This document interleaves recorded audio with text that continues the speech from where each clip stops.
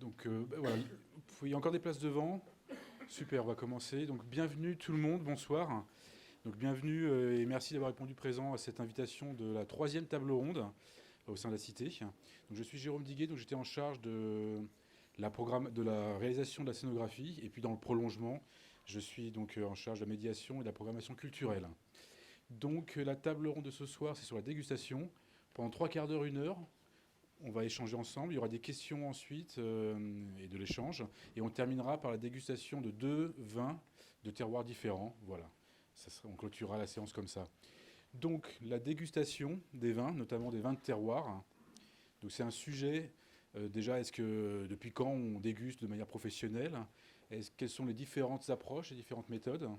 Est-ce que c'est lié à mon vécu, à mon expérience, ou seulement biologie? Est-ce qu'on est égaux là-dessus? Comment ça fonctionne dans le cerveau? Les mécanismes de reconnaissance d'arômes, voilà, de mémorisation, le vocabulaire, tout ça, est-ce que ça a évolué à travers les âges? Donc tout ça, on va l'aborder. Enfin, en même temps, la dégustation, c'est peut-être aussi un moment juste un alibi pour passer un bon moment ensemble. Donc voilà, on va aborder tout ça. Et pour ce faire, donc je suis ravi d'accueillir ce soir avec nous donc Gabriel Lepouzet, qui est donc neurobiologiste, spécialiste de la perception sensorielle. Et donc ses travaux se focalisent sur les mécanismes de la perception de la mémoire olfactive. Il y a Jean-Pierre Renard, qui est formateur à l'École des vins, qui a enseigné au CFPPA. Et il y a Jacques Quirigo, qui est aussi avec nous, auteur français que vous connaissez tous, et qui a fait donc des recherches sur la vigne, la dégustation, et qui est le promoteur de l'approche géosensorielle de la dégustation. Voilà. Donc on va commencer.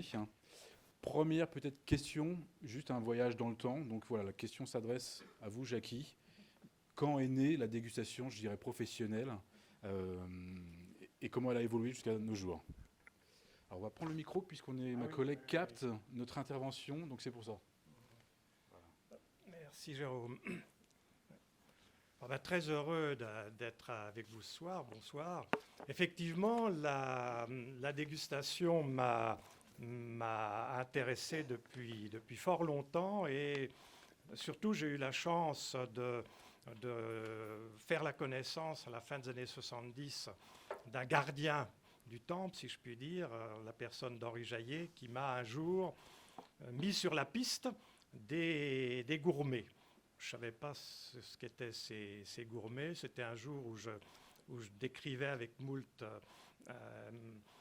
descripteurs les arômes du vin, et il me dit: « Jackie, oublie quand même pas que le vin, il n'est pas fait pour être reniflé, il est fait pour être bu. » Et c'est là qu'il m'a dit: tu as bien lu Jules Laval, tu as bien entendu parler des gourmets.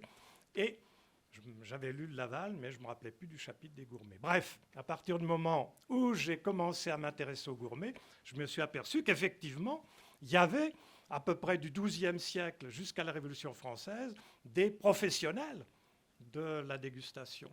On a la trace de tous les actes juridiques des gourmets à Paris, parce que Paris, ayant à la fois un vignoble et surtout recevant des vins d'un peu partout, ils ont gardé toutes les traces des gourmets.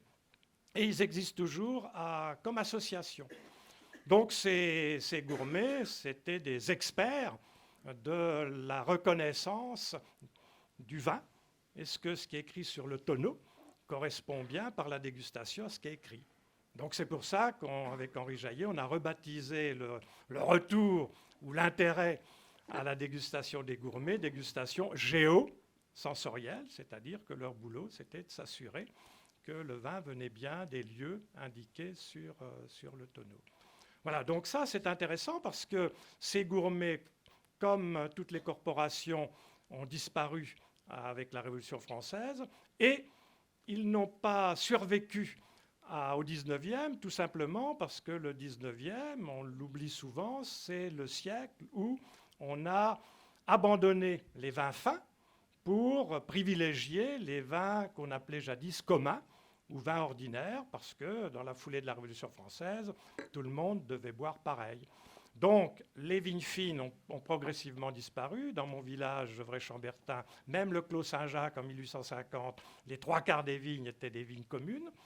Et donc, il y avait quand même des vins supérieurs, si je puis dire, mais c'était des vins fabriqués avec donc les débuts de l'industrialisation, les débuts des arrangements divers et variés.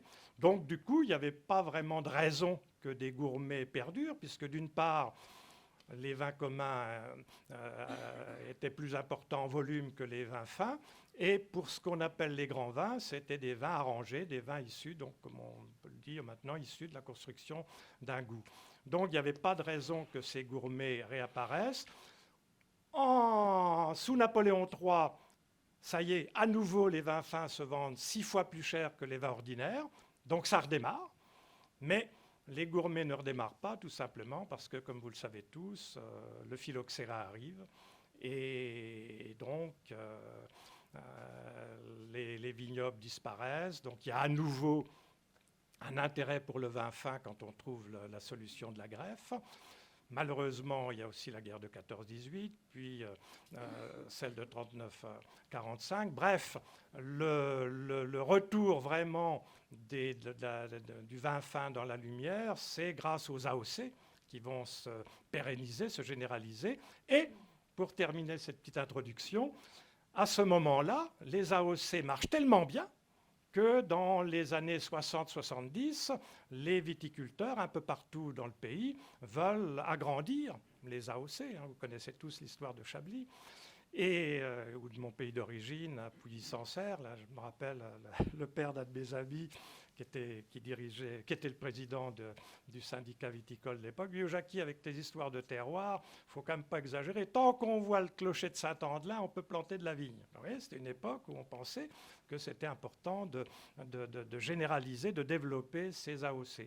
Donc, les ingénieurs de l'INAO ont voulu construire une dégustation scientifique parce que pendant un siècle, même un siècle et demi, on ne savait plus que les gourmets existaient, on avait oublié leur façon de déguster. Et donc, c'est comme ça que, sous la direction de Wedel, les ingénieurs de l'IDAO ont trouvé un scientifique, il n'y en avait pas beaucoup à l'époque qui s'intéressait à la dégustation, Jules Chauvet, qui leur a dit « Banco, je vous la fais, votre dégustation scientifique, qu'on a appelée analyse sensorielle, et, comme Sauvageau l'a développé, évaluation sensorielle ».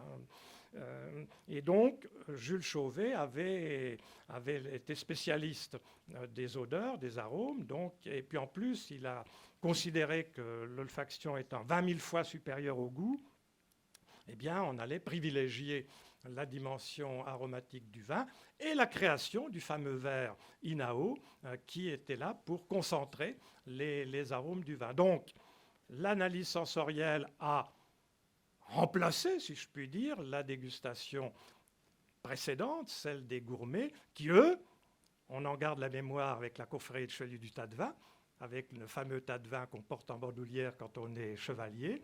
Eh bien, les gourmets, eux, ils dégustaient avec le tas de vin, donc automatiquement, ils privilégiaient le toucher de bouche. On commençait par le toucher de bouche, on entrait par la viscosité dans le gustatif, et puis on avait le rétro-olfactif par la voie rétronasale. Avec le tas de vin, on ne pouvait pas renifler. On commençait par la bouche. Donc, il est complètement vain d'opposer ces dégustations, mais il est toujours bon de rappeler l'histoire. Et d'ailleurs, pour terminer, je rappellerai la fameuse phrase de Jules Laval dans son chapitre sur le gourmet. C'est un tout petit chapitre, presque oublié de nos jours. Le livre sort en 1855, vous voyez. Presque oublié de nos jours, le gourmet. Donc en 1855, on oubliait le gourmet déjà. Le phylloxéra arrive là-dessus. On crée l'analyse sensorielle dans les années 60. Et moi-même, j'ai appris à déguster par la méthode de Jules Chauvet. Et j'en suis très, très heureux parce que c'est comme ça que j'ai démarré. Je rebondis peut-être sur le toucher de bouche et le contenant, parce qu'effectivement, il y a d'autres aussi produits de terroir dont le contenant est important, où on fait aussi que le toucher de bouche. Peut-être, Gabriel, on avait évoqué le thé, le café. Un mot là-dessus. Je vais vous laisser le micro, moi je parlerai fort de toute façon.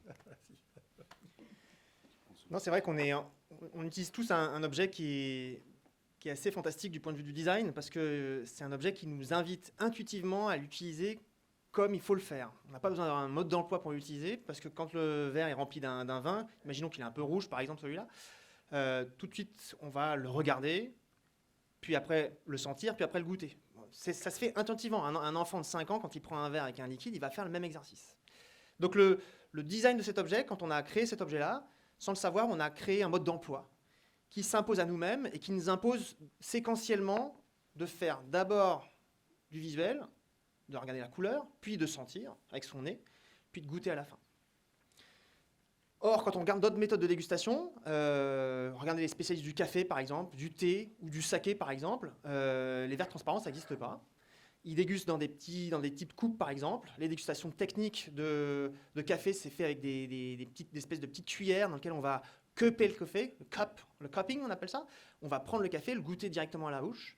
Le thé, on va garder dans des petites tasses. Les sakés, on va toujours prendre des petites tasses qui sont opaques, voire même, traditionnellement, on voit ça dans des espèces de verres en bois, carrément, qui sont de taille cubique. Donc c'est important de voir que l'objet, le contenant, va déterminer l'interaction avec le contenu.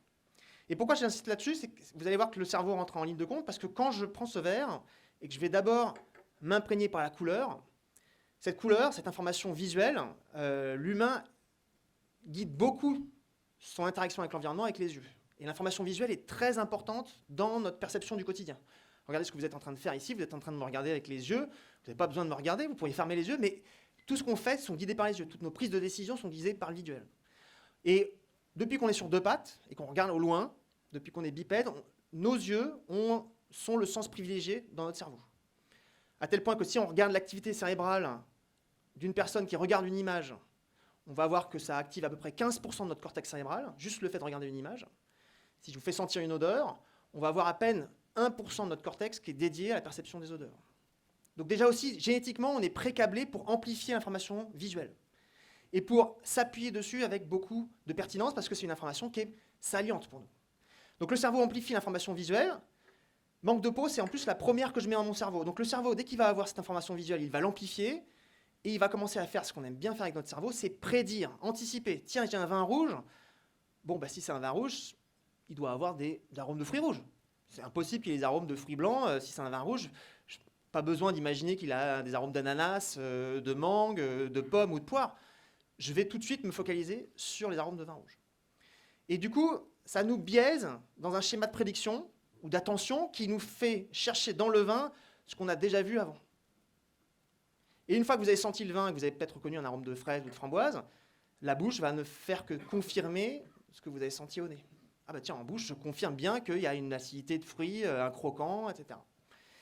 Et là, je vais en venir, c'est que ce verre, finalement, nous met dans une situation de dégustation qui est finalement un exercice de confirmation. Je vais confirmer au nez ce que j'ai vu dans l'œil, et je vais confirmer en bouche ce que j'ai senti au nez. Est-ce que c'est la meilleure manière d'appréhender le message du vin que de confirmer la première étape qui était juste l'information de couleur? Non. Donc c'est pour ça que je m'intéresse toujours aux paroles de Jackie, parce que c'est intéressant de voir comment dans l'histoire on s'est inspiré, comment on a développé des objets.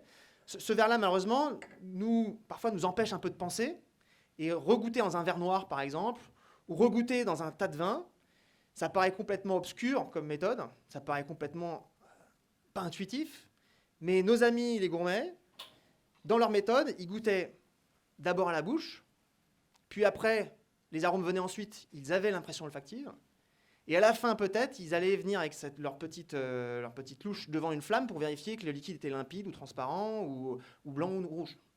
Donc eux, ils faisaient bouche, nez, œil. Quand nous, on fait œil, nez, bouche. Vous voyez, et tout ça, ça change beaucoup. Et ça change parce que le cerveau va se mettre à prédire les choses. Et nous, on veut goûter les vrais messages du vin, et on ne veut pas être dans un schéma de prédiction. Donc on voit que l'histoire nous a montré des chemins, on voit que le design aussi nous facilite dans certaines choses. Et donc, ce n'est pas un hasard si aujourd'hui, certaines formes de dégustation amplifient l'information visuelle et olfactive, parce que c'est les premières qui se présentent à nous. Mais attention, pour reprendre le message de Henri Jaët, le vin, il est fait pour être bu. Et à la fin, c'est ce message-là qu'on va garder en nous, qu'on va garder quand on va faire un accord mets et vin. C'est le vin qu'on a en bouche qui va structurer l'accord du plat que je vais mettre ensuite. Ce n'est pas sur la couleur que je vais me guider.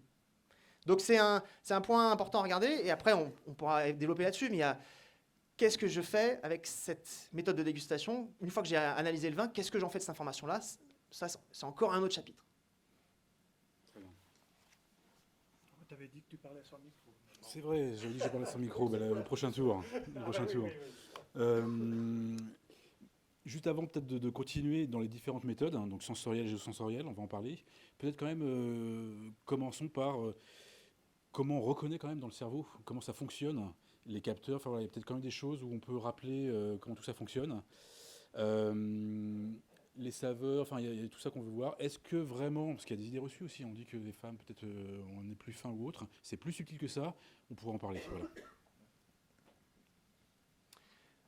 Alors effectivement, utiliser nos yeux, ça, je pars du principe que vous savez faire. En dégustation, on a une particularité importante chez l'homme, c'est qu'on est, vous l'avez bien découvert dans votre vie de dégustateur, c'est qu'on va sentir le vin avec le nez, et qu'on a aussi une manière d'interroger les arômes par la bouche. On parle d'orthonasal ou de rétronasal. Peut-être ces termes vous sont un peu particuliers, mais orthonasal, ça veut juste dire les arômes qui vont directement, ortho, ça veut dire droit, direct, directement du verre vers mon nez ou en sommet de la cavité nasale ici, c'est là que se trouve votre muqueuse olfactive, celle qui va détecter les arômes. Et donc dès que je vais sentir, dès que je vais inspirer de l'air avec mon nez, les molécules volatiles qui vont s'échapper de mon verre vont aller et monter tout là-haut.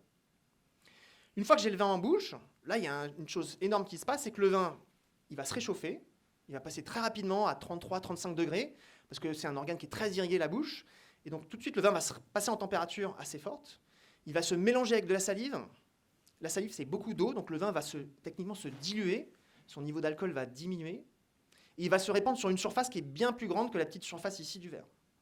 Et ces trois paramètres physico-chimiques, température, dilution avec de l'eau et étalement sur une grande surface, font qu'il va y avoir plein de nouveaux arômes qui vont émerger en bouche qu'on n'a pas peut-être senti au nez.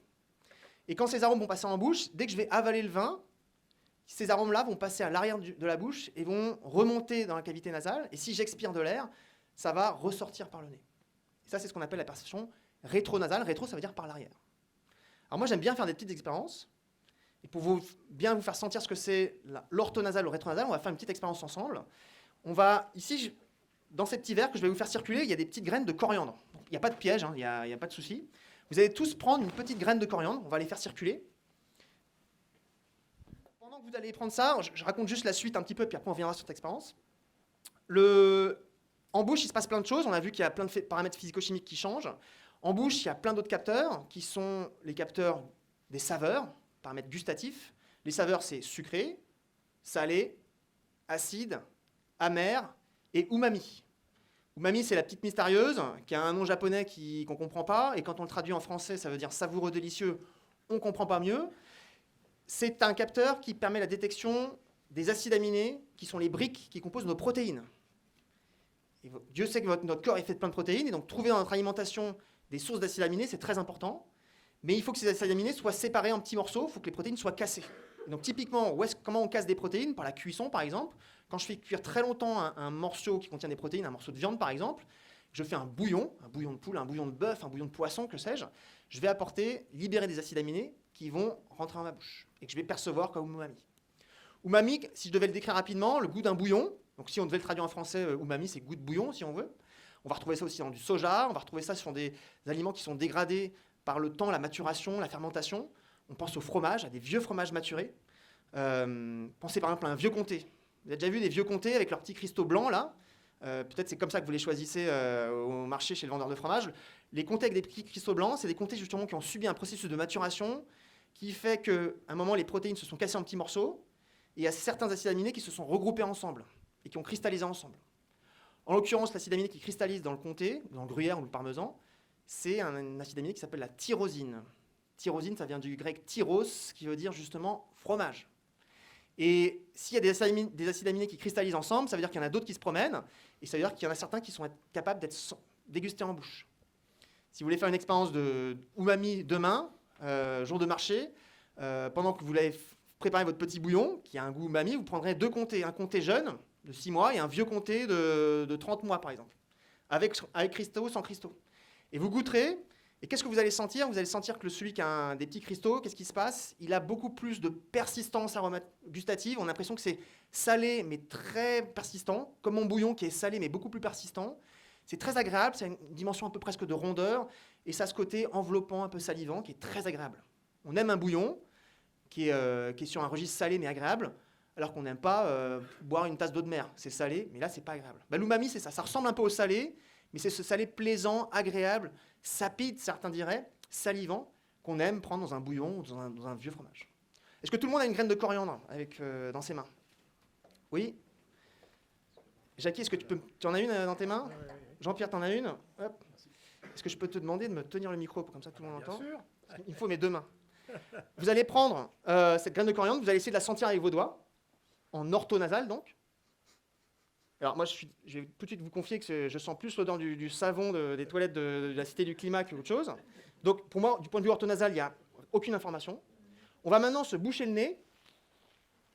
Et je vais commencer à parler comme un canard, je suis vraiment désolé. Et on va mettre cette graine en bouche, tout en maintenant son nez bien pincé. On met la graine en bouche, on la mastique, on la pulvérise.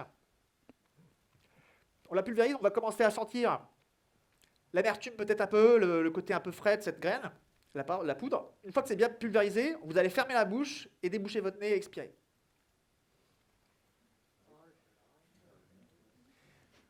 Là, vous venez de vivre une pure expression rétronasale. Et vous avez vu qu'il s'est passé une petite seconde, peut-être 2 secondes, il a fallu que vous expiriez de l'air pour qu'en expirant de l'air qui trafique depuis vos poumons jusqu'à votre nez, emporte avec lui les quelques molécules aromatiques qui étaient dans votre bouche, qui ont été emportées et amenées par l'arrière du nez. Donc il faut imaginer, là c'est un cas extrême, où on n'a rien senti au nez, on a tout senti en bouche, mais dans le vin, on peut avoir vraiment des distinctions assez sérieuses entre le nez et la bouche, parce que ce n'est pas le même contexte du tout. Et même chose pour les aliments. Donc, pourquoi je parle de ça, que j'insiste là-dessus, c'est que quand on goûte un vin, c'est important de le mettre en bouche, et c'est important de le goûter, et parfois même, j'ai envie de dire, d'en boire suffisamment pour que l'arrière de votre palais soit en contact avec le flux d'air de l'expiration, et vous puissiez bénéficier de cet arôme-là. Alors quand on déguste des vins de manière conviviale, pas de problème. Quand on doit déguster 50 vins parce qu'on est un expert, parce qu'on est un œnologue, parce que pour plein de raisons, à un moment, il faut commencer à cracher. Sinon, ça devient compliqué. Mais dès qu'on crache, il faut prendre en conscience qu'en crachant, je n'expose pas forcément tous mes capteurs et je ne vois pas le vin dans sa globalité. C'est comme si je regardais quelqu'un avec un seul œil. Je vais le voir, oui, mais il va manquer certains éléments. Et en plus, c'est des éléments qui sont importants parce que ces éléments qui vont se déplacer en fin de bouche, à l'arrière de la bouche, c'est ceux qui vont me rester dans le nez et dans la bouche, qui vont se superposer avec l'aliment que je vais prendre après à table, par exemple. Donc l'accord mets-vin va se construire en particulier sur des messages que je vais laisser à l'arrière de la bouche. Donc c'est toujours une dialectique un peu compliquée que je partage avec tous les professionnels, c'est que oui, il faut cracher, mais non, il ne faut pas cracher. Qu'est-ce qu'on fait? Est-ce qu'il faut en prendre un petit goutte? Bon, c'est tout un exercice particulier, mais c'est quelque chose qu'il faut faire. Dernier point important, et après je te redonne le micro. En bouche, j'ai parlé des saveurs. On a aussi un sens du toucher qui est très très puissant. Si on regarde l'ensemble des capteurs de notre corps, tactiles, que vous avez beaucoup sur les mains, un peu moins sur les pieds, encore moins sur les genoux, ils sont présents aussi dans votre bouche. Et si on fait la somme, si on tire un trait de l'ensemble des capteurs tactiles qu'on a du point de vue tactile, j'entends là qu'ils sont capables de sentir la vibration par exemple, la pression, des choses comme ça. Si on tire un trait sur l'ensemble de notre corps, on considère qu'il y a, du point de vue du cerveau, entre 20 et 25% de nos capteurs tactiles qui sont concentrés uniquement dans la bouche. La bouche est l'organe sensoriel le plus tactile du corps, le plus sensible, celui qui a la meilleure résolution. On arrive à des perceptions et des discriminations tactiles en bouche qui sont de l'ordre de 5 microns. C'est ridicule. C'est 20 fois la taille d'un cheveu, pour vous donner un ordre d'idée. Donc la bouche est l'organe tactile le plus sensible de notre corps. Il faut l'utiliser, il faut parler du sens du toucher, il faut mobiliser ce sens-là, et pour le faire, il faut développer un vocabulaire. Et là, je te tends le micro parce que c'est un point très important. Oui, le cheminement, le cerveau qui rentre en jeu, qui peut d'ailleurs être biaisé en voyant déjà le vin. Il y a aussi, donc la part de biologie est très importante, mais il y a aussi quand même le vécu, le ressenti, son éducation, le fait d'exprimer ce qu'on ressent. Et quand on parle d'expérience, il faut sentir arôme de roses fanées, il faut déjà avoir reçu des roses, les laisser faner, puis les sentir. Donc voilà, ce côté vécu est important, et d'exprimer ce qu'on ressent. Et là, on touche le vocabulaire. Donc là, on peut faire une parenthèse sur le vocabulaire, puisqu'on a vu que la dégustation a évolué à travers les époques. Le vocabulaire, est-ce qu'il évolue lui aussi? Il y a parfois du vocabulaire qui paraît un peu suranné. Œil de perdrix, il faut déjà avoir vu maintenant une perdrix, puis son œil. Donc peut-être qu'il y a des choses qui changent maintenant. Donc voilà, il y a peut-être une parenthèse qu'on peut faire ensemble, Jackie, Jean-Pierre, sur le vocabulaire ancien et d'aujourd'hui. Je vais donner rapidement la parole à Jean-Pierre parce que lui, justement, j'allais dire son job, sa passion aussi, de rendre accessible à tout le monde le plaisir de la dégustation. Moi, juste un petit mot. Henri Jaillet, empiriquement, dans les années 80, je l'ai entendu plusieurs fois dire aux journalistes, écoutez donc, arrêtez de ces dégustations marathon. Si vous voulez vraiment comprendre nos vins, d'une part, il faut que vous en avaliez un petit peu, et puis au bout d'une dizaine, c'est largement suffisant. Donc, le vocabulaire des gourmets, c'était surtout un vocabulaire pour reconnaître, apprécier les caractéristiques de ce qu'on appelle en Bourgogne des climats. Et ça, comme l'a évoqué Gabriel, c'est déjà le tactile. Parce que le vin, avant d'être un produit odorant, c'est une matière. Et une matière avec de l'énergie. Puisque depuis Einstein, on sait que l'énergie, c'est jamais que de la matière transformée. Donc, le vrai vin de lieu, le vrai vin de terroir, c'est déjà des messages tactiles qui nous envoient, et il faut un vocabulaire pour ça. Et je te repasse la parole, Jean-Pierre, parce que c'est toi qui, depuis des lustres, à moi le premier, tu te rappelles, tu as été aussi mon professeur à un moment, même si on a que 2 ans de différence, je crois, pas plus, mais bon. et c'est important de rendre accessible ce vocabulaire à tout le monde. Ok, merci. Juste une petite parenthèse sur le thé. Puisqu'on parlait du thé, j'ai eu la chance d'assister à des dégustations de thé dans la province de Fujian, en particulier le thé de roche, qui est un peu la Romanée Conti du thé.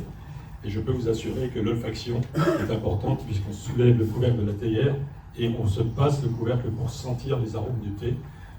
Donc, il n'y a pas de contradiction, hein. C'est-à-dire qu'en fait, dans tout ce qu'on a pu dire, on voit l'interférence des sens. C'est un mélange perpétuel, je dirais, entre le visuel, l'olfactif et le gustatif. Et ce qui est très important et ce qui est difficile, c'est de mettre de l'ordre dans tout ça et de voir comment on va organiser un petit peu ces perceptions pour pouvoir ensuite communiquer. Parce qu'en fait, la dégustation, c'est bien, tout le monde déguste. Mais comment communique-t-on? Et là, on arrive au vocabulaire. Et je reprends le diagramme de Wedel, par exemple. Tu as parlé de Wedel tout à l'heure. Dans le diagramme de Wedel qui étudiait l'équilibre des vins, apparaissait un certain nombre de vocabulaires. Bon, alors dans le vocabulaire, par exemple, j'ai pris quelques mots. Chatoyant. Aujourd'hui, qui est-ce qui parle d'une robe chatoyante? Plus grand monde. Tout simplement parce que chatoyant veut dire qu'il y a des reflets vifs et changeants. Quand on regarde un vin, je ne suis pas persuadé qu'on voit les reflets changeants en permanence dans le verre. Les caudalies, tiens, ça c'est une chose dont on va parler avec Gabriel sur la caudalie. Il y a eu une époque dans les années 80, la caudalie. Puis on s'est aperçu que c'était plus compliqué que ce qu'on pouvait bien dire. Et je pense que Gabriel pourra nous expliquer un petit peu ce phénomène. Donc aujourd'hui, on l'a mis un peu entre parenthèses parce qu'on s'aperçoit que c'est la mémoire qui prend le relais à un certain moment. Atramentaire, tiens, c'est une question intéressante. Qu'est-ce qu'un vin atramentaire? C'était chargé de tanin, très tannique. Aujourd'hui, ça a disparu. Douceâtre, informe, chargé, désaucé, voilà des termes qu'on utilisait il y a 30 ans et qui aujourd'hui ont complètement disparu du vocabulaire. Alors attention au vocabulaire parce que je pense qu'avec le vocabulaire, on a aussi coupé un certain nombre d'amateurs ou de bons vivants du vin. Si bien qu'aujourd'hui, on assiste à des choses, moi, qui m'étonnent. Tiens, on va ouvrir une quille, on va boire un canon. Alors là moi, ça m'en tombe, les bras m'en tombent, et puis on a quand même d'autres termes pour caractériser un vin. Alors, dans l'apparition des termes nouveaux, il y en a énormément, je dirais que presque tous les jours, il suffit de lire les revues spécialisées pour voir un petit peu ce qui se passe. Alors les vins tendus, alors là, des vins tendus, on a l'impression de boire un arc. Bon, on va définir ce que c'est que la tension, hein, c'est pas si ciselé, une matière croquante, ça c'est quand même pas mal dans un vin, une matière croquante. Hein, voilà, et puis les finales minérales, etc. La minéralité, il y a 30 ans, on n'en parlait pas. Je ne veux pas dire qu'elle n'existait pas, on n'en parlait pas. Donc il y a énormément de choses comme ça qui reviennent au bout du jour. Faut voir comment on peut l'expliquer de façon simple. Parce que c'est tellement compliqué, hein, l'interaction justement de toutes ces perceptions et d'une sophistication énorme, comment par des mots simples on peut s'exprimer et on peut partager sa passion qu'est le vin. Alors, que dire encore aujourd'hui des termes qui m'ont un peu étonné. On parle de la sapidité des vins, sapide qui a du goût. Ben, j'ai heureusement. Hein, imaginez que le vin n'ait pas de goût. de la buvabilité. Heureusement qu'il est buvable, le vin. D'ailleurs, le synonyme, c'est potabilité. Hein, sachez que le vin a remplacé l'eau qui n'était pas potable. Donc, voilà, jusque dans les années 60, hein, carrément. Donc, tout ça, ce sont des choses auxquelles il faut penser, et peut-être essayer de faire un peu le ménage dans ce vocabulaire pour trouver des termes assez précis. Et si on continue encore dans l'imprécision des termes de vocabulaire, une robe, par exemple, d'un vin blanc, je veux dire, elle est jaune or ou jaune doré. Bon, qui va faire la différence? Ben, il y a une différence. Jaune or, c'est brillant, et jaune doré, c'est moins brillant. Bon, ben, encore là, il faut mettre les cartes sur table et puis dire de quoi on parle. Rouge rubis. Quand décrivez un pinot noir, c'est facile, il est rouge rubis. Le rubis peut être jaune, il peut être orange, il peut être violet ou il peut être rouge. Vous ne vous trompez jamais. Rouge rubis, tous les pinots noirs sont rouge rubis. Il n'y a aucun problème. Sur les arômes, un nez de fleur blanche, moi ça m'épate. La marguerite étant une excellente fleur blanche, je ne sais pas si vous avez déjà senti une marguerite. C'est pas terrible. Donc, on est dans le flou artistique. Aujourd'hui, les agrumes, alors les agrumes, ça fleurit. Hein. Alors, entre l'orange, la clémentine, le citron, la mandarine, le cédrat, le pamplemousse, la bergamote, le kombava, le yutsu, ben, allez-y, faites votre marché. Hein. En fait, on crée un vocabulaire qui n'est absolument pas maîtrisé. Les fruits blancs, alors ça, c'est ce que disait Gabriel, hein, un vin blanc, un nez fruits blancs, de fruits jaunes. On avait des expériences, hein, on prend un vin blanc, au colorant rouge et un colorant neutre, on le fait sentir, et tout le monde trouve le fruit rouge. C'est absolument hallucinant. Moi, j'ai vu avec des étudiants prendre un sirop de grenadine incolore, le colorer en vert, leur poser la question, à peu près 80% des étudiants répondent c'est de la menthe, et les plus malins disent elle a un drôle de goût à menthe. Donc le visuel, là encore, c'est un piège. Hein, c'est un piège, mais en même temps, ça fait partie du charme de la dégustation. Un beau vin, ça se mire, ça s'observe. La couleur, c'est quelque chose d'extraordinaire. La brillance, la limpidité sont des choses qui sont vraiment intéressantes et qui participent au plaisir déjà de la dégustation. En fait, on est conditionné. On est conditionné par ce qu'on voit, on est conditionné par ce qu'on sent. Et progressivement, comme ça, on est de plus en plus conditionné. Mais ça fait partie du plaisir. Hein, si on n'était pas du tout conditionné, je me souviens, il y a quelque temps, au cours d'un stage de Grand Cru, bon, à l'école des vins, on goûte les 33 grands crus que produit la Bourgogne, c'est un stage assez intéressant. Et puis on tombe sur ces grands crus, ou ce grand cru mythique, dont tout le monde connaît mais que personne ne voit, et qui en fait était trouble. Ça peut arriver qu'un vin soit trouble. La dégustation, c'est gênant.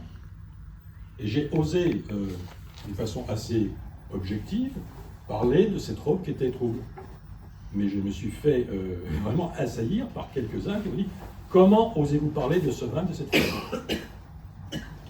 C'est le vin mythique, donc on va dire qu'il est trouble. Vous voyez, comme quoi on est conditionné, alors là c'est l'étiquette, carrément. Hein.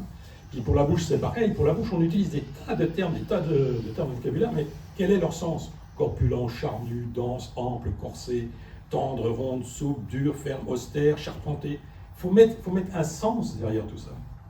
Il y a un sens, mais remettre de l'ordre dans le vocabulaire de dégustation pour que, au moins quand on communique, on parle de la même chose. Parce qu'on s'aperçoit qu'on goûte tous le même vin, alors on n'a pas tous les mêmes perceptions. Ça, je pense que Gabriel pourra nous le dire.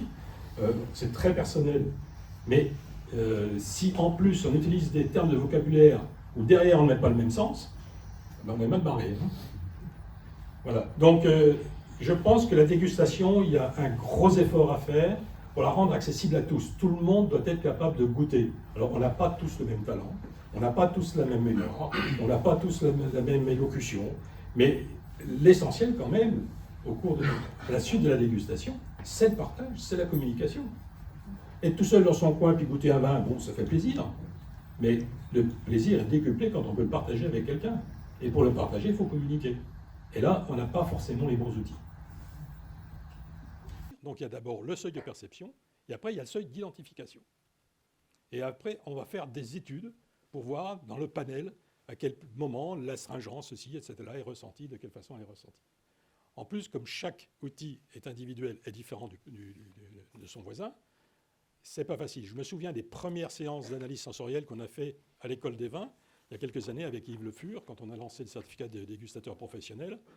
Donc on a eu pas mal de vignerons qui sont venus, évidemment, en se disant « ouais, on va faire des dégustations super ». Ah ben, je peux vous dire qu'il y a eu des séances d'angoisse extraordinaires. Ils n'avaient pas le droit de dire « j'aime » ou « je n'aime pas », ils n'avaient pas le droit de dire « c'est bon », « c'est pas bon », ils n'avaient pas le droit... Il fallait dire quantifier, il fallait... Et le ressenti personnel, on n'en voulait pas. Et ça, ils étaient fous, quoi. Ils n'arrivaient pas à exprimer autrement.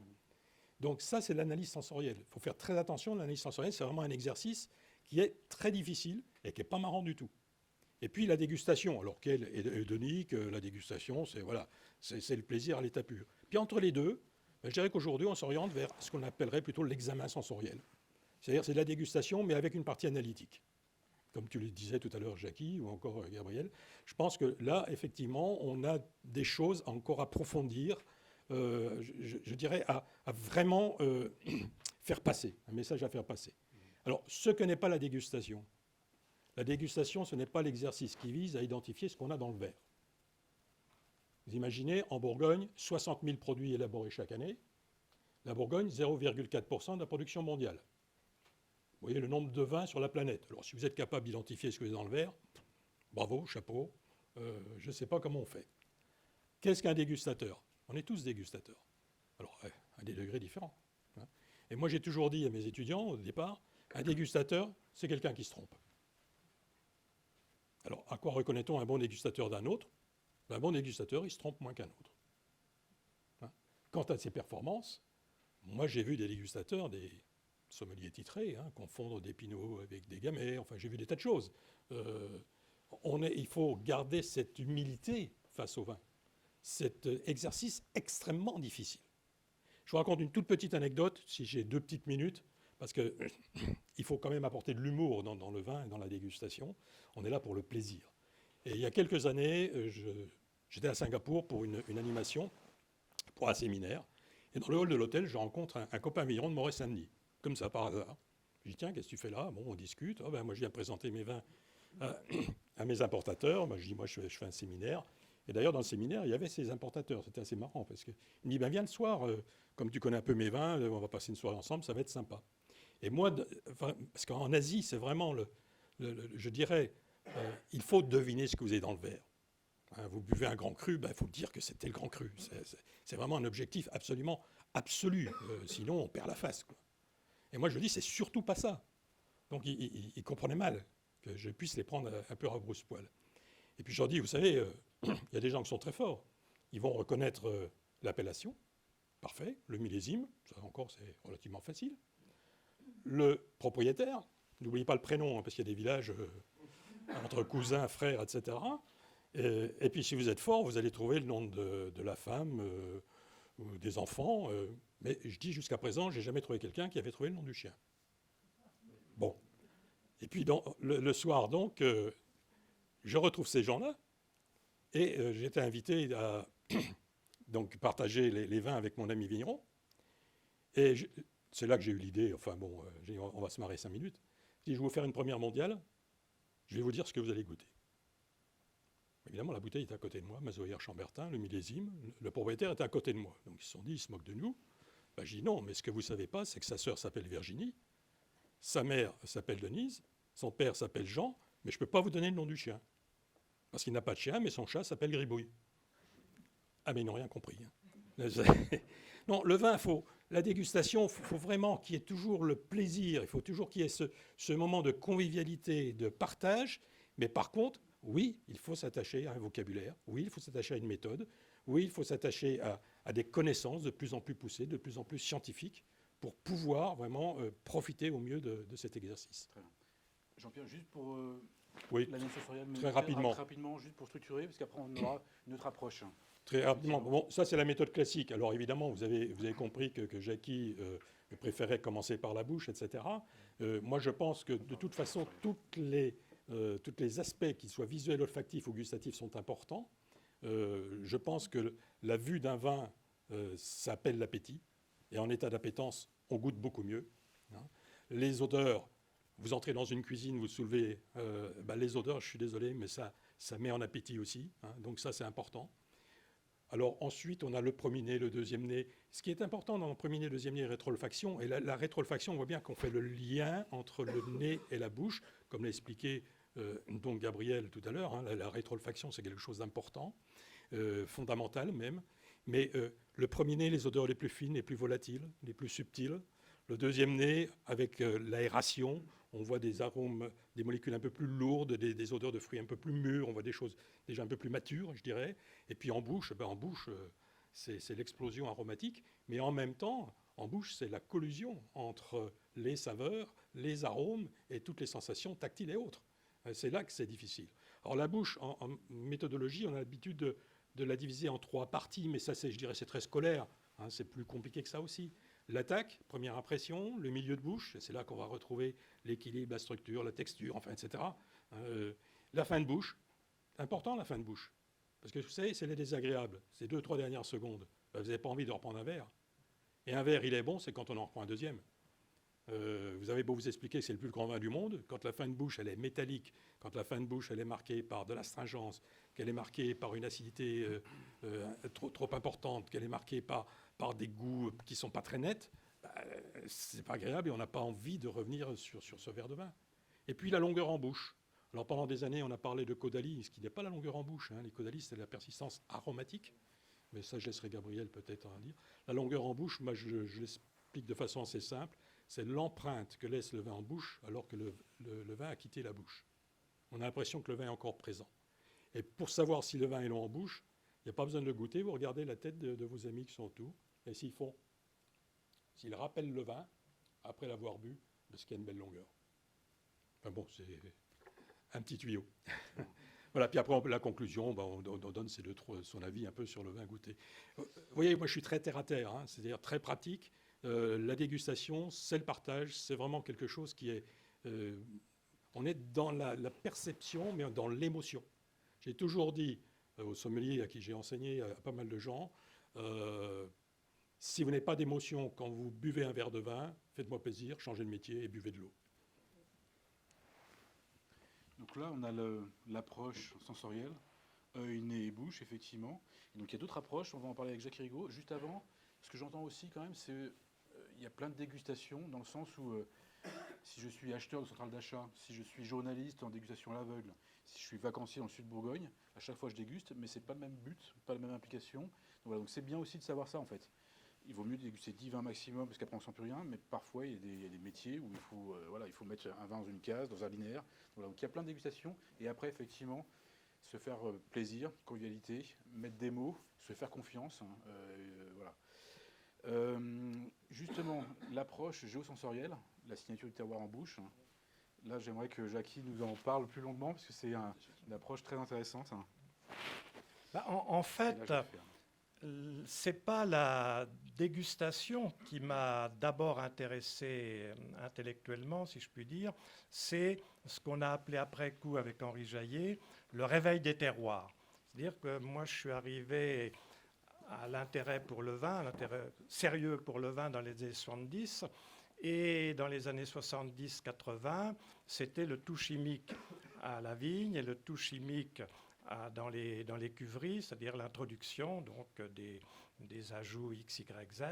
Et donc, en accompagnant, en particulier aux côtés d'Henri Jaillet, mais il n'était pas le seul, ce qu'on a appelé ce réveil des terroirs, on s'est aperçu que, heureusement, que la France se réveillait au niveau de ses terroirs. Parce que je ne sais pas si vous vous rappelez, au tournant du XXe et du XXIe siècle, il n'y a eu que Choisir qui a fait un très beau dossier, puis surtout le Business Week, qui titrait en septembre 2001 « Wine War, how American and Australian wine are stamping the French ».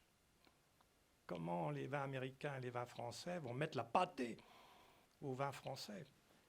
Et dans le dossier, très très très bien fait, scientifique à l'appui, il était écrit que le terroir n'existe pas. C'est une construction sociale, européenne, française, bourguignonne en particulier. Le vin, c'est déjà un produit. Et on va l'évaluer. Et on va y mettre des notes. Et ça a été le développement des notes. À partir du moment où on note le vin, on le sort de son histoire.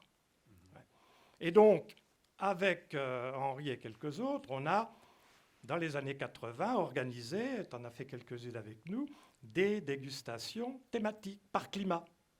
On a fait le Montrachet, on a fait Chambertin, on a fait le Richebourg, je crois, qui était au Richebourg. Et fort de l'enseignement d'Henri Jaillet, qui m'avait ramené au gourmet, on a essayé de comprendre que le vin de lieu, le vin de terroir, qui se distingue de ces vins fantastiques, agroalimentaires, impressionnants, mais comme disait Henri Jaillet, on en boit un verre, 2 à la rigueur, mais on part chercher la deuxième. Bon.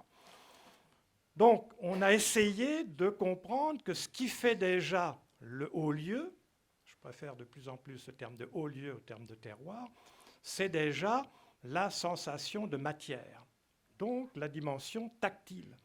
C'est-à-dire que du coup, j'ai demandé à ma j'allais dire vieille amie, elle est un petit peu plus vieille que moi, Martine Coutier, de m'aider à retrouver les termes du gourmet. Et je me suis aperçu qu'effectivement, les gourmets, ils avaient déjà la consistance, la souplesse, et j'ai retrouvé la première définition dans le Diderot, flexibilité de la consistance. Donc il y a des terroirs, des climats, avec plus ou moins de flexibilité de la consistance, la texture, bien sûr, et un terme qu'on a rebaptisé, enfin qu'on a associé avec la sève, la viscosité, et l'hypothèse empirique que j'ai soumise il y a quelques années à Gabriel, c'est que vraisemblablement consistance, souplesse, texture, là on est dans le tactile entre guillemets pur et dur. En revanche, dès qu'on parle de viscosité, c'est la salivation, peut-être que c'est l'entrée dans le gustatif. Donc ce qui nous a intéressé avec Henri et quelques autres, c'est de dire, ben voilà, on va se recentrer sur nos sens. Le toucher, le gustatif et bien évidemment le rétro-olfactif. Quand tu parles de la persistance, il y a des climats qui, là on se regarde tous, ouais. Ouah. Donc en réhabilitant, si je puis dire, la polysensorialité, en démarrant par la bouche, effectivement, c'est pas que je préfère, c'est que j'ai été initié. D'ailleurs, j'ai adoré ton histoire. Moi, je te raconte une autre. J'emmène une année mon frère et ma belle-sœur en Californie, parce que je vais en Californie tous les ans depuis 1987. Et donc, j'animais une session avec des winemakers et de géosensorialité. Et à la fin de la séance, ma belle-sœur vient me voir, elle me dit « Guillaume Jacqui, tu nous as emmerdés pendant des heures, pendant des années, avec ton premier nez, ton deuxième nez, ton troisième nez, etc. Et voilà maintenant que tu leur dis de commencer par la bouche. » Donc c'est parce que, avec Henri, c'est lui qui m'a fait redécouvrir les gourmets, que du coup, j'ai redémarré, et maintenant je commence toujours par la bouche, et que j'ai essayé de retrouver, on parlait du vocabulaire, et ce qui est intéressant, c'est que ces termes consistance, souplesse, texture, viscosité, on l'a trouvé depuis le XIVe siècle. Un peu péjoratif en langue française, mais génial en italien. Et on est cousins germains avec les Italiens. Pourquoi ? Parce que les Italiens, ils ont les plus grandes huiles d'olive au monde. Donc la viscosité, ils savent ce que c'est. Donc il me semble que c'est intéressant quand même, quand on défend, parce que moi, ceux qui me connaissent, vous le savez, je suis un passionné de la cause des terroirs. Dans un monde où ça ne représente peut-être que 3 à 4% de la production mondiale. Mais un peu partout maintenant dans le monde, il y a des vignerons qui s'intéressent à ces fameux lieux. Donc, ces descripteurs, pour parler moderne, du gourmet, je trouve qu'ils ont le mérite, en tout cas pour le tactile. Après, pour le gustatif, c'est un peu plus compliqué. On commence je suis très content que Gabriel ait remis sur orbite la thématique de l'umami, qui nous montre que finalement, au niveau gustatif, c'est beaucoup plus complexe qu'on l'imaginait il y a 20 ou 30 ans. Le tactile, je ne pense pas qu'on en sait beaucoup plus aujourd'hui qu'hier, sûrement aussi. Mais en tout cas, du côté du gustatif, et là je ne vais pas m'y aventurer, parce que c'est un petit peu, même si le terme de vivacité des gourmets est intéressant, le terme d'amertume bien sûr aussi. Donc voilà. Cette dégustation géosensorielle, ne l'oublions jamais, ce n'est pas la nouvelle façon de déguster d'aujourd'hui, c'est l'accompagnement du réveil des terroirs et l'émergence de lieux Là, actuellement, une des choses les plus passionnantes que je fais, c'est avec Pasquale Forte en Toscane, où il a 200 hectares de terre, mais avec des bois, etc., une vingtaine d'hectares de vignes, et je l'aide à identifier au sein de ces 20 hectares des lieux-dits. Il y en a 3, on en a déjà 3, puis on est en train de bosser sur le 4e. Donc c'est ça qui est intéressant. Est-ce que sur la durée, parce que ça fait une quinzaine d'années que je fais ça avec lui, on s'aperçoit qu'effectivement, avec régularité, il y a un climat qu'il appelle maintenant un lieu-dit, parce que le climat c'est réservé à notre Bourgogne, il y a un lieu-dit qu'il appelle Amphithéatro.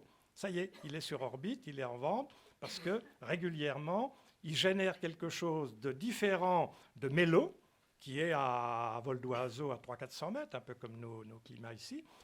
Et donc, par cette dégustation géosensorielle, avec le primat de la bouche, on reconnaît effectivement que chaque année, Mélo est plus, tac, tac, tac, tac, Amphithéatro, etc. Mais on peut me surprendre à me tromper.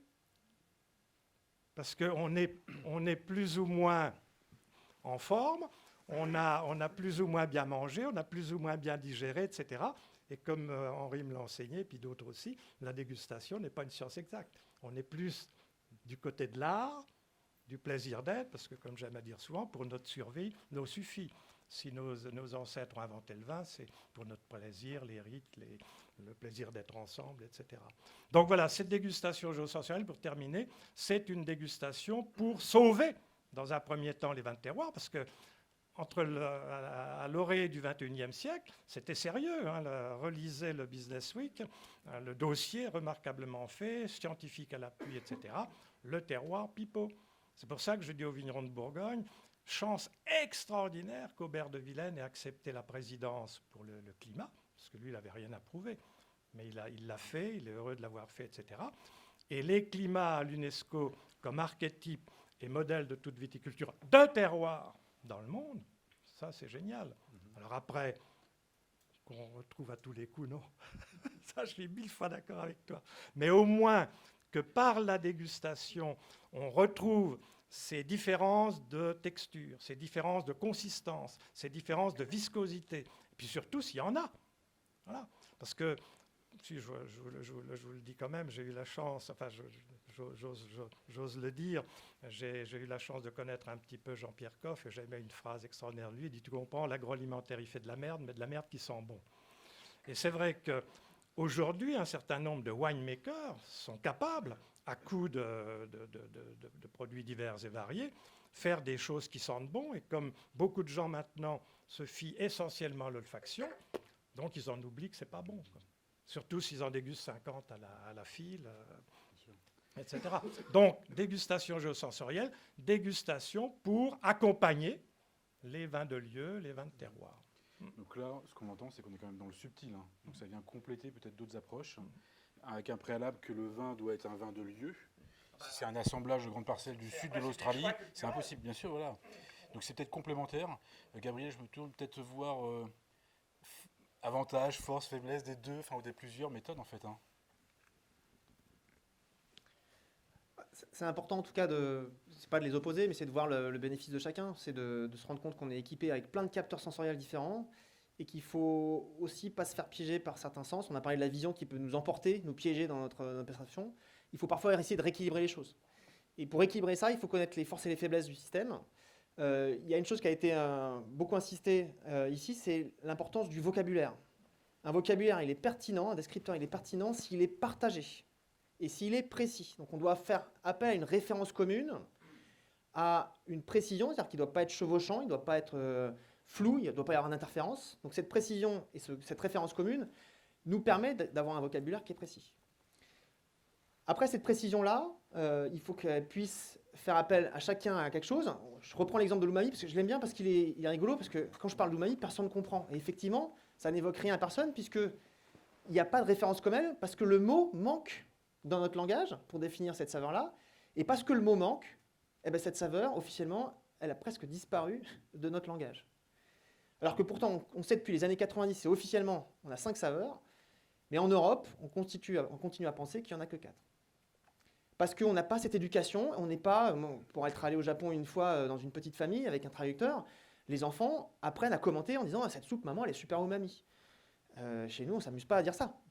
Donc c'est ça, il faut utiliser le vocabulaire, il faut le partager, il faut le mettre en vie. Et là-dessus, cette notion de convivialité, je pense que c'est ça que tu voulais dire. C'est que ce vocabulaire, s'il met en vie, qui fait convoquer les choses autour d'un objet, comme le vin est un objet social, là le vocabulaire prend du sens. Un seul composé chimique, donc c'est assez rare de sentir un seul composé pur. Mais ce qui est intéressant, c'est de voir comment ce composé chimique, on va le percevoir. Donc je vais tremper toutes mes touches de parfumerie ici dans ce flacon. Et après, il y aura les questions, l'échange, il ne faut pas l'oublier. Donc après, on va conclure. Et ce qu'on va faire, on c'est ira déguster. on va Voilà, tous- faire ça. on va tous sentir une petite touche de parfumerie. Vous allez tous en prendre une. Petit à petit, vous allez commencer à vous imprégner là-dessus.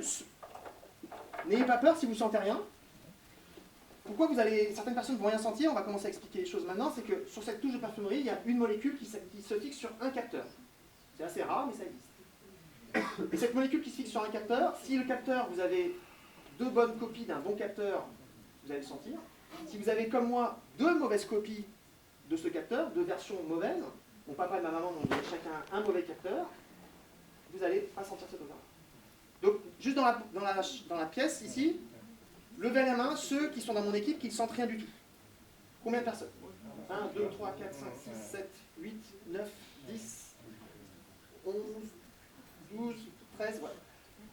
Globalement, en moyenne, il y a environ un quart à un tiers des personnes dans la population occidentale qui ne sentent rien du tout là-dessus. Les autres personnes, vous qui sentez quelque chose, aidez-nous. Qu'est-ce que vous sentez? Jérôme, tu as senti un truc? Oui, moi Moi, j'ai senti un truc, oui. Dis voir, Thomas, je te dirai après ce qui me vient. Vous sentez quelque chose ou pas? C'est doux, c'est Moi, c'est la violette. violette. Ah, mais c'est fin, là. Bouton d'or, fleur. Je sais pas. Parce que gamin, j'aimais sentir les violettes et ça me rappelle ça. Alors, allez-y, proposez des termes, hein, parce qu'ils disent peut-être n'importe quoi. Qu'est-ce que vous sentez? N'écoutez pas les spécialistes, au contraire, dites-nous ce que vous sentez. Parce que ce que j'essaie de vous montrer ici, c'est qu'on a tous des sensibilités différentes. Donc je vous entends. J'ai entendu bouton d'or. Quoi d'autre? J'ai l'impression d'aller dans une parfumerie bidule. Quelque chose de parfumé, d'accord. Ouais. Mais très Quelque chose léger. de Ouais, floral parfumé, on va dans cette horizon-là. J'aurais pu dire ça aussi. Parce que, Quoi d'autre? comme quand on rentre La dans une rose, j'ai parfumerie. entendu. Ouais. La rose, ouais. Quelque chose de floral. La violette, ouais. Alors, vous avez probablement tous raison. Je vais juste vous traduire ça en termes chimiques. Officiellement, un parfumeur dirait ça sent la bêta-ionone. La bêta-ionone, c'est une molécule qui rentre effectivement la composition de l'odeur de violette, qui donne ce côté floral frais, qui tire sur la rose, qui tire sur certaines fleurs comme ça. Là où je vais en venir, c'est que si je commence à commenter un vin et je commence à dire que ça sent la violette, et cette molécule-là, il s'avère qu'on en retrouve pas mal dans le pinot noir, ou dans d'autres cépages rouges, si je commence à dire que ça sent la violette, et que vous, avec votre cahier de notes, vous allez dire « Attends, il a dit que c'était la violette, je vais noter violette », et que vous ne la sentez pas, vous ne faites pas le bon chemin. Vous êtes en train de noter les commentaires et la perception de la personne qui vous écoute, mais pas votre perception. Vous n'êtes pas en train de vous écouter. Et 3 semaines plus tard, vous allez reprendre votre cahier de notes, vous dire « Alors c'est un vin qui sent la violette, je regoute le vin, il ne sent pas la violette ». Vous êtes perdu. Vous êtes perdu pourquoi? Parce que vous n'avez pas écouté vous-même, vous n'avez pas utilisé votre descripteur, votre perception, vous avez écouté celui des autres. Donc je reviens sur une phrase qui a été dite avant, c'est que l'usage d'un vocabulaire, elle est fonction de ce que je vais en faire. Si j'écris pour moi, et que j'écris ça sent la petite fleur violette qu'il y a au fond de mon jardin à côté de l'épicéa, c'est peut-être le cas, pour moi je comprends ce que ça veut dire. Si je commence à dire ça à un grand public, personne ne va comprendre ce que ça veut dire. Donc le choix du vocabulaire, c'est en fonction de l'audience. J'ai besoin aussi de communiquer. Et la communicabilité, l'effet de communication d'un vocabulaire, va être en fonction de l'audience. Donc si je reste sur la notion de fleur, je vais peut-être capter plus de personnes. Si je dis violette, imaginez que je dis violette en Asie par exemple, les gens vont dire mais qu'est-ce qu'il raconte? Donc ça c'est le premier point, il y a beaucoup de variabilité génétique dans l'odorat, et il y a une faiblesse dans notre système, c'est qu'on est tous différents les uns des autres. Il y a le deuxième point de différence, ça nous ramène à ce que disait aussi un petit peu mon voisin, quand on va à l'étranger, parfois on se rend compte qu'on n'a pas les mêmes référentiels, on n'a pas le même vocabulaire pour décrire le même objet. Exemple très personnel, aussi dans l'Asie du Sud-Est, je présente un vin et je présente un arôme qui sent l'arôme de poivron vert. C'est une pyrazine qui est très connue dans le monde des gens qui produisent des cabernets, cabernet franc, cabernet sauvignon. C'est une petite molécule qui s'appelle l'IBMP. Cette molécule, on l'a fait sentir à des Français, la plupart des gens disent poivron vert. Quand on a fait sentir à des Asiatiques, il n'y en a aucun qui m'a répondu poivron vert, et pourtant ils étaient 45-50 comme vous ce soir. Et quand on leur demande qu'est-ce que c'est vous savez ce que c'est le poivron vert, ils nous répondent bah, pas très bien, on a déjà vu ce légume-là en photo, mais nous on ne cuisine pas, on ne sait pas ce que c'est. Donc qu'est-ce que vous sentez quand vous sentez cette pyrazine qui pour moi s'appelle poivron vert? Ils me répondent tous racine de ginseng. Et en fait, dans la racine de ginseng et dans le poivron vert, on retrouve des pyrazines en commun, donc ça a complètement du sens, mais chacun voit l'objet en fonction de son référentiel. Et ça, vous le savez sans le savoir, c'est que les noms des odeurs correspondent au nom de l'objet qui porte cette odeur. Donc ça, c'est tout l'enjeu de se mettre en phase, sachant qu'on n'a pas les mêmes capteurs olfactifs, sachant qu'on n'a pas forcément de vocabulaire. Et donc tout le message que je trouve intéressant dans Jackie, c'est de dire à un moment, peut-être qu'il faut pondérer les choses. Si je mise une description d'un vin et un commentaire de vin à 80% sur l'odorat et à 20% sur le reste, je suis peut-être dans une situation où je prends beaucoup de risques. Parce que je n'ai pas les mêmes mots que vous, je n'ai pas les mêmes capteurs que vous. Donc peut-être qu'il faut repondérer les choses, peut-être qu'il faut parler un petit peu de couleur, un petit peu de saveur, un petit peu des textures, parler un maximum de choses pour être sûr qu'on se connecte ensemble. Et que si dans la chambre il y a des gens qui sont un peu anosmiques par exemple, bah, qu'on puisse les reconnecter aussi avec autre chose. Et ça c'est vraiment le principal, c'est retrouver du lien, mais pas tout miser sur un élément qui peut paraître séduisant parce que très riche, et l'odorat est très riche, mais attention, l'odorat est aussi très variable. Et c'est un terrain glissant. Donc, je vous propose de trouver du lien tout à l'heure, on va y aller, en dégustant 2 vins différents de terroirs. Juste avant, quand même, s'il y a des questions du public, en tout cas un grand merci. Moi, ce que je retiens, c'est quand même que l'analyse géosensorielle est quand même subtile, vient compléter le schéma sensoriel classique. Et dans une terre bourguignonne où nos vins sont subtils, élégants, diversifiés, on est obligé d'aller là en fait. On ne peut pas rester qu'à des méthodes, peut-être, je vais tirer le trait, mais anglo-saxonnes, où on a tanin plus, fruits plus, moins. C'est très quantitatif, il faut qu'on arrive à du qualitatif, de mettre des mots et puis faire confiance au terroir qui s'exprime. Est-ce qu'il y a des questions dans la salle? Merci en tout cas, un grand merci.